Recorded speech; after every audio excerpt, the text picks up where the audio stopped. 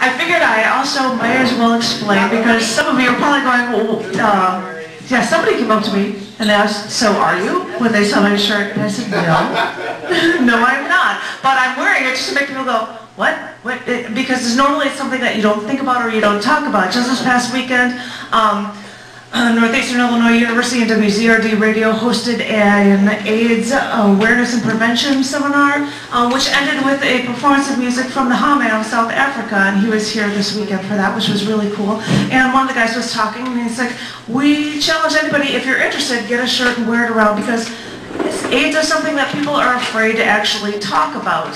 And, you know, family members won't even talk about, well, did they have AIDS? Well, they died from something else, but it was from complications because of the autoimmune deficiency virus. But I'm just giving the explanation as to why I have the shirt.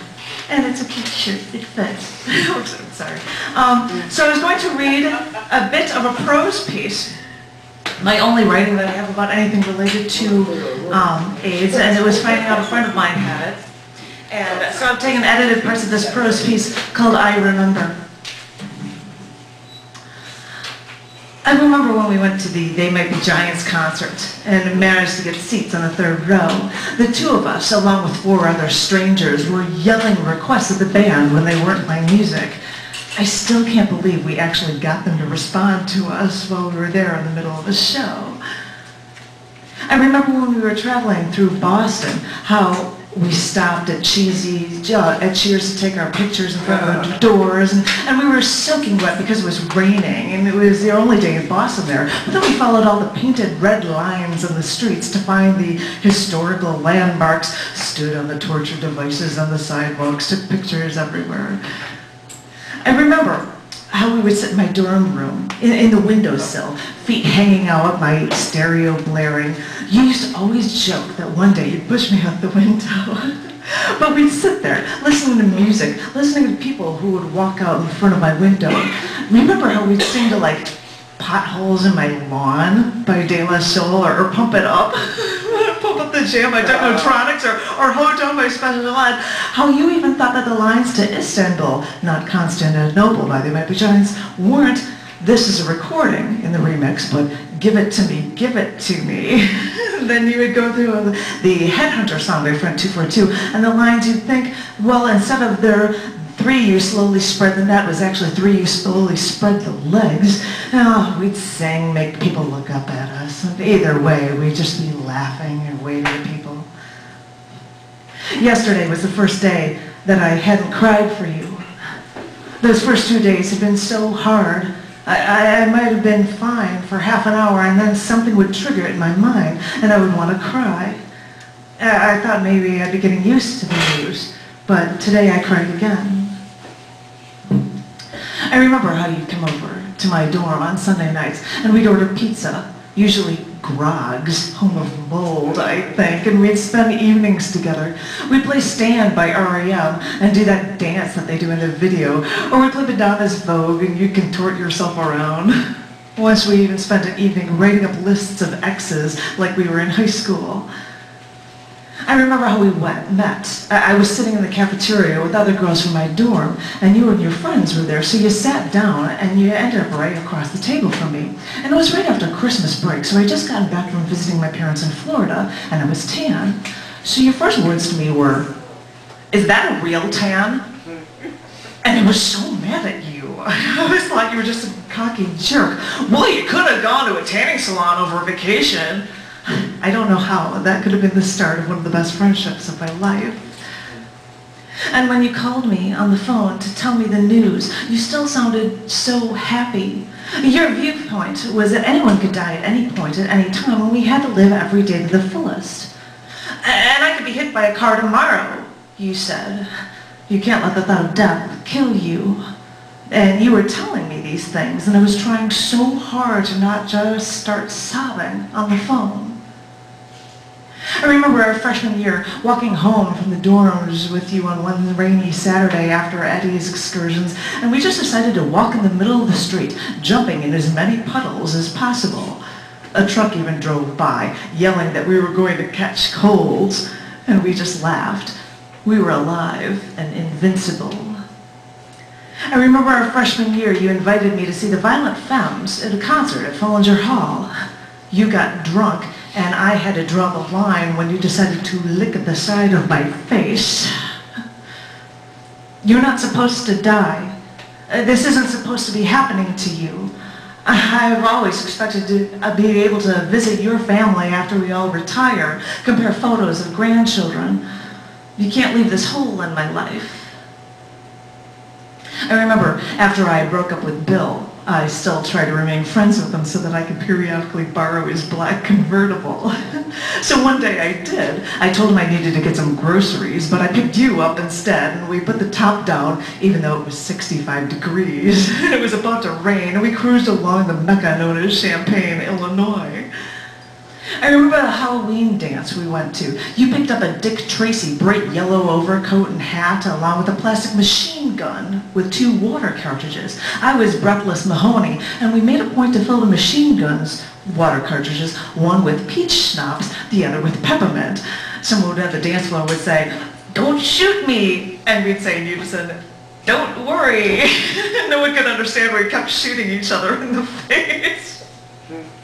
I remember how every time you were going out for the evening, and then you'd be over waiting for me to get ready, I'd come out and ask you how I looked, and you would always tell me that I looked really nice, or sexy, or fantastic, or whatever. But you always said something to me to make me feel like the most beautiful girl in the world. I don't want to catalog these events, these times I've shared with you. I don't want to feel as there will be no more memories like this with you.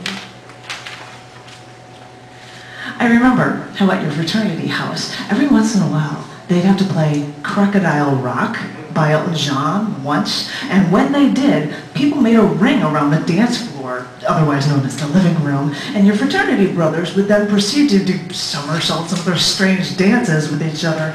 I'm glad this whole scene frightened you as much as it did me, because I remember every time we heard that song, we'd run into the basement with where the kitchen was and hide until the next song was over.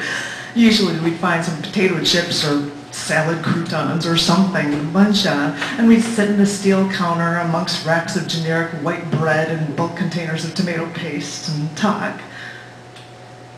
I remember taking Dan out for his 21st birthday. The 6'5" animal of a roommate of ours.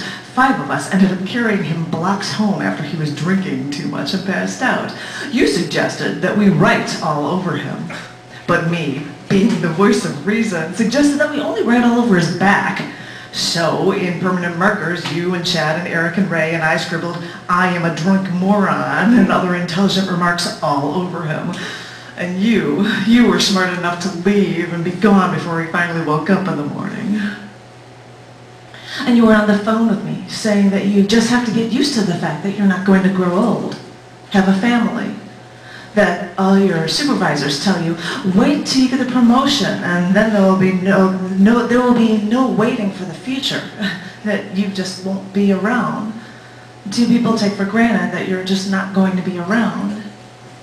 You never did, of course. You were the one that was always making a point to cram as much living as you possibly could into a day, but most people aren't like that. Most people are never as alive as you. I remember visiting you in New Hampshire after we went out once for dinner, and we went for a stroll outside, and you were holding my hand, and I remember thinking that I wanted you to kiss me. It's funny how we both ever thought about dating each other, but we just never found the right time.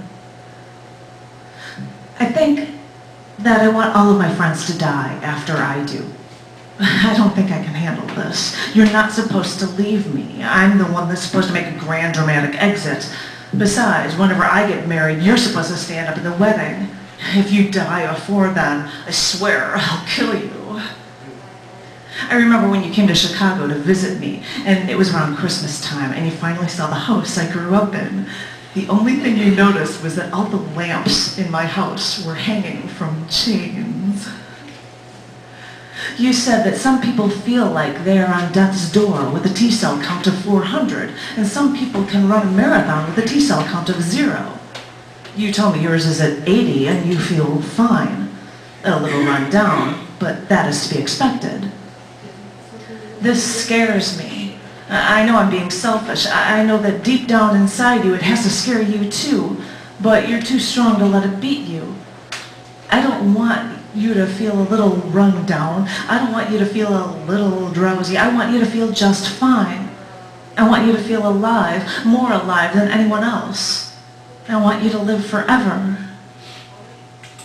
I remember going to a C.O. Daniels bar with you on Friday afternoons with some of the other guys from the frat house, and how we'd dress up in our Greek sweatshirts to fit in. Well, you always fit in, that's how you dress, but I had to make an exception for my dress code for these weekly happy hours. And I remember how we would be wallowing our respective depressions one Friday afternoon, saying that nobody loves us and we're ugly and we're going to grow up alone. Well, the vision I had for my future was that I'd be an old maid with an apartment with like 40 cats, periodically picking up one going, "You love me, don't you?" Well, anyway, I remember how we made a pact then and there that if the two of us were still alone by the time we were 40, we'd get married. We made a pact. You can't back out on me now.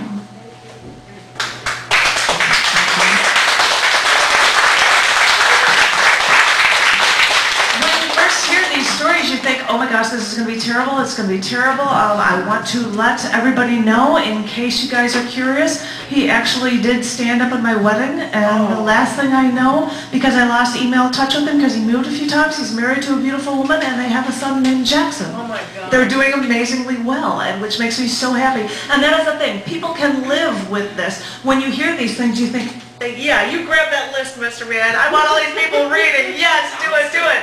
And as soon as you're done with that list, you're going to give me that list because I've got to figure out my first reader, Mr. Man. But when you first hear about it and you don't know anything about AIDS, and especially because in the earlier days, it was much more like a death sentence, and you didn't know what to do, or you were afraid, or something. And if people would talk about it more, or feel more open about it, and with medical technology that has changed, it is something that we should learn about and understand. Every 9.5 minutes, somebody contracts HIV in the United States. I know there are a lot of diseases and illnesses that are much higher than that, much worse, but I say these things just because it's probably something that we should know and share and talk about and not be afraid of. And I'm sure that we probably all feel the same way, I'm sure.